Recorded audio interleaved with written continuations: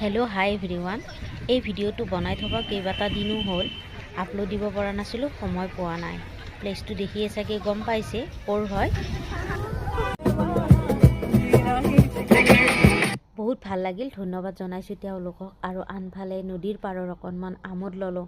আৰু যিহেতুকে ৰিলছ ভিডিঅ'ত চায়ে আছোঁ, এইখিনিত যে নাহিম সেইটো হ'বই নোৱাৰে।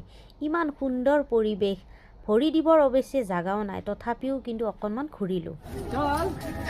ফটো ভিডিঅ' তুলিম বুলি এটা কাপোৰো লগত লৈ গৈছিলোঁ, সেইটো চেঞ্জ কৰিলোঁ আৰু লগতে ইয়াতে অকণমান ফেশ্বন দিলোঁ, ষ্টাইলছ দিলোঁ।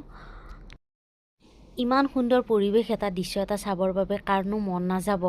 আৰু সকলো ধৰণৰ মানুহেই লগ পাইছোঁ ইয়াতে, সকলো ধৰণৰ মানুহে আহিছে ফুৰিব, ইয়াৰ আমোদ ল'ব। আৰু আমি গৈছিলোঁ দুপৰীয়া 3টামান বজাত আৰু আমি ঘূৰি আহিছোঁ 6টা, 6:30মান বজাত। আৰু এয়া হৈছে সন্ধিয়াৰ দৃশ্য।